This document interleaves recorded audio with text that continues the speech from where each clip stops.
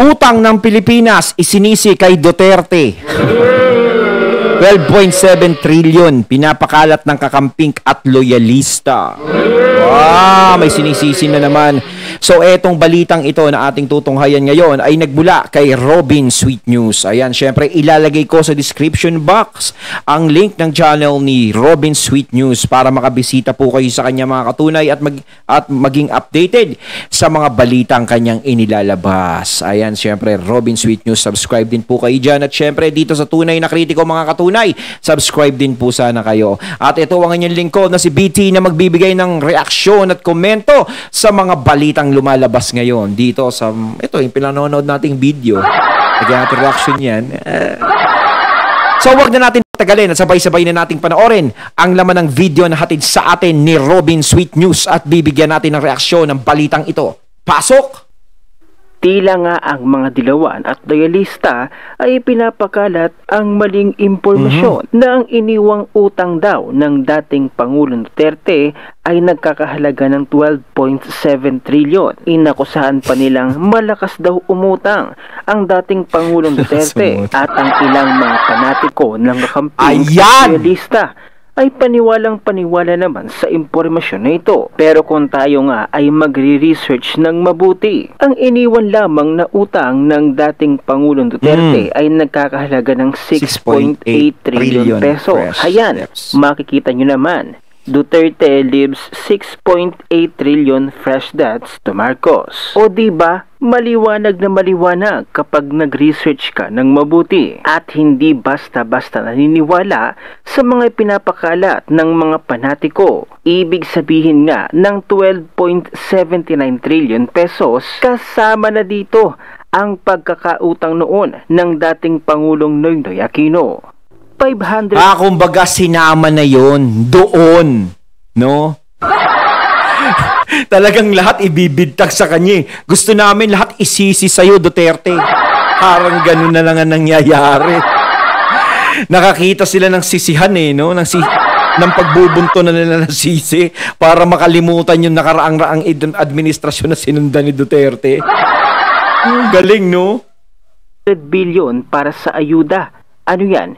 Hindi na magtatrabaho ang mga tao, mag-aantay na lang ng ayuda, ginagamit na lang nila ang ayuda para may dahilan sila sa paglustay ng pera. Pero at the end, wala naman na ipapamudmod. Kunwari, hahanapan ng LGU. Heist, Bongbong Marcos, pahirap ka sa mga Pilipino. Unprogrammed na budget, walang batikos galing sa mga makabayad doc. Pero yung 150 million na confidential ni VP, ayaw ibigay. May something talaga sa Congress. Lods, grabe na ang pagpapataas nila ng bilihin. 40 ang dagdag sa mga produkto. Patay na lahat sa gutom ang mga Pilipino. Matindi pala. Kaya nga, ba't ayaw na lang nilang tapusin ang paghihirap ng mga Pilipino? Halos habang tumatagal ang panahon, no, padagdag ng padagdag yung mahal ng bilihin. Pataas ng pataas. Imbis na kahit paano mapababa mo, wala naman tayong pandemic. Kung tutusin nga, dapat nung panahon ng pandemic, dapat doon mahal ang mga bilihin. Pero hindi nagtaas ang bilihin nung panahon na yon dito sa atin sa Pilipinas. 'Di ba? Ang bigas natin, nakakabili ka ng mura, 30 pesos, 1 kilo, 15 pesos kalahati. 'Di ba? Magandang klase na yung 30. 35, magandang klase na. Ngayon pag bumili ka 57, 58, malatang malata pa. 'Di ba? Kung gusto mo ng pangsangag, 80 pesos to 70 pesos. Ang sakit sa bangs. Ang mga tambaloslos, kunwari naman tumulong sa may hirap. Matindi pala, napasok sa bulsa ng mga tambaloslos. Alam na kung saan napunta, doon kay tambaloslos, winawaldas para sa PI, para sa pansarili nilang interes.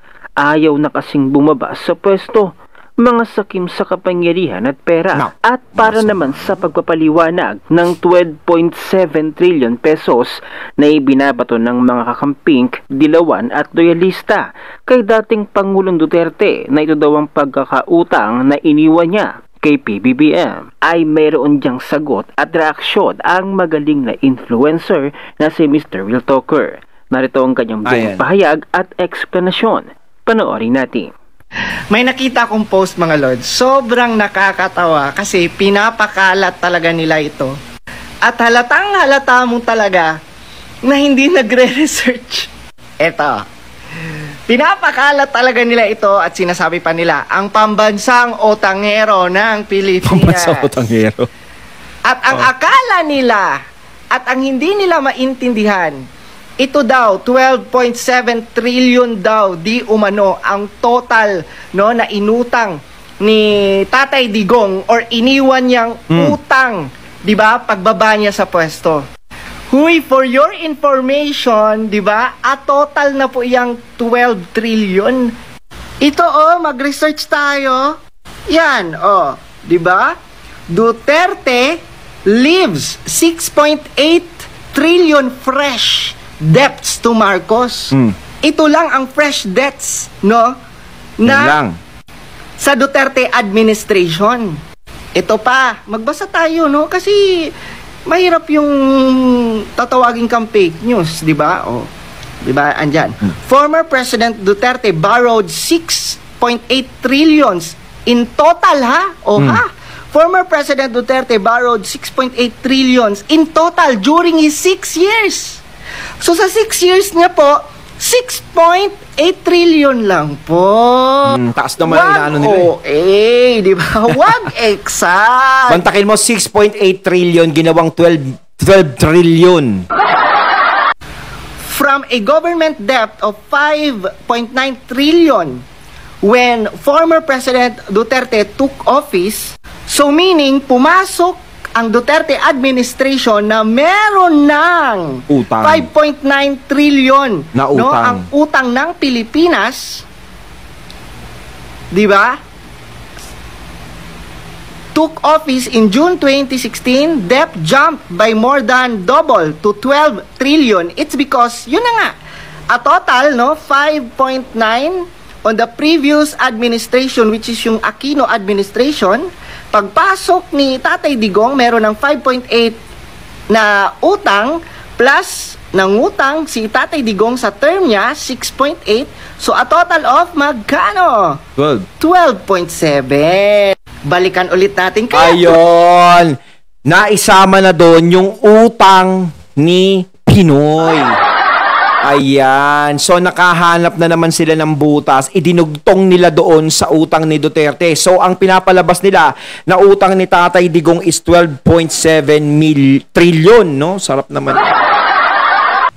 Buti pa nga si Tatay Digong Kahit sinasabi nyo na ganyan nang nangungutang ang laki ng nagawa sa atin ng pandemic sino mga hindi nakakuha dito ng ayuda? Si Tatay Digong, pinamigay niya naman talaga yung ayuda. Pag sinabi niyang 8,000 talaga yung natatanggap ng mga tao nung ayuda. 'Di ba?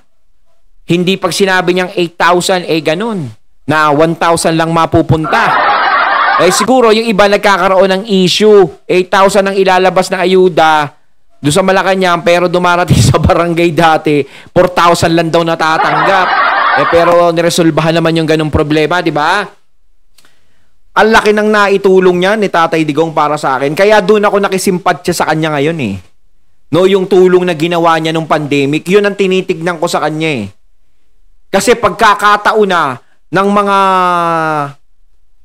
kurakot yung panahon na yun. Di ba? Pero hindi niya naman tayo pinabayaan. Hindi niya tayo nilaglag, hindi niya tayo iniwan.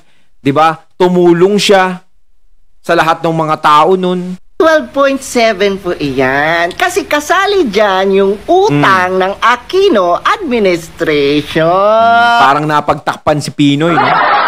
Nakaligtas kasi pinasa na kay FPRRD. Kaya nyo pa ba? Yung mga binabato nila kay Tatay Ayaw kasi nila mag-search muna fake news. Ay, nako, nakakatawa, di ba?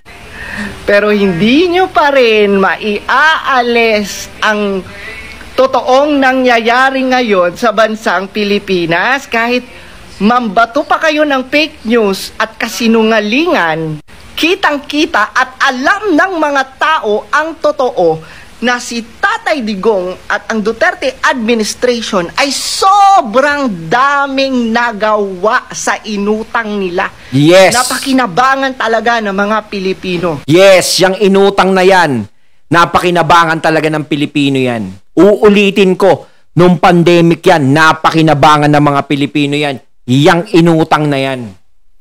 Diba? Doon na lang tayo mag-focus eh. Huwag na dun sa iba pa. Alam natin may mga nagawa pa si Tatay Digong nung mga panahon na yon. Pero dito, malaki ang naitulong niya nung panahon ng pandemic para maahon lahat ng mga tao sa kahirapan ng buhay nun. Dahil napakaraming walang trabaho nung panahon na yon. Hindi kumikita, nagugutom. Pero kahit pa paano, is na itatawid. Nilaban tayo, hindi tayo iniwan sa ere. Nung sinasabi nilang matanda, palamura, ganyan. Mas maganda pa nga yung ganun kaysa makakikita tayo ng kagalang-galang eh. Kagalang-galang pero wala namang ganong ginagawa. Baka ilaglag lang tayo. Pabayaan lang tayo. Kaya magpasalamat tayo. Siya yung naging presidente natin nung nakaraan. Paano kung dumating yung pandemic na yun, iba yung presidente natin? Ay, saan tayo pupulutin? Diba? Isa-isahin ko pa ba? Baka maabutan tayo ng bukas. Diba? During pandemic, imagine mo, namigay ng ayuda, diba? 6,000, 10,000 kada individual. Free tuition, diba? Milyon na mga estudyante ang nakinabang. Milyon-milyon estudyante ang nakinabang sa free tuition. Build. Ay, grabe talaga. 1 year pa lang, 2 years pa lang sa pamumuno ni Tatay Digong, grabe ang build. Sa buong Pilipinas, kitang-kita mo talaga na nagpa-function lahat. Ano pa ba? Sobrang dami pa, hindi ko na maisa-isa sa totoo lang. Kayo na lang mga lords, mag-isa-isa, ano pa ba ang mga nagawa ng Duterte administration? Para nang sa ganun, hindi matatabunan ng kasinungalingan ng iba. Diba? Sayang-saya, tuwang-tuwa pa sila na 12.7 trillion daw ang inutang ni Tatay Digong. Ngik! Fake news! Ayon, at ating natungayan ng video na nagbula kay Robin Sweet News. Ayan, at syempre, natungayan din natin si Mr. Real Talker, no? Fake news daw kayo. Kasi kung ano-ano yung pinapalabas yung utang ni Tatay Digong. Ayan. Kayo nga naman mga katunay, anong masasabi nyo dito? So, ano ba ang mga magaganda pang nagawa ni Tatay Digong nung kanyang panahon? Yan, comment din po kayo dito sa comment box, no? Para mapag-usapan natin yan. So, once again, I'm BT and I'm out. Peace.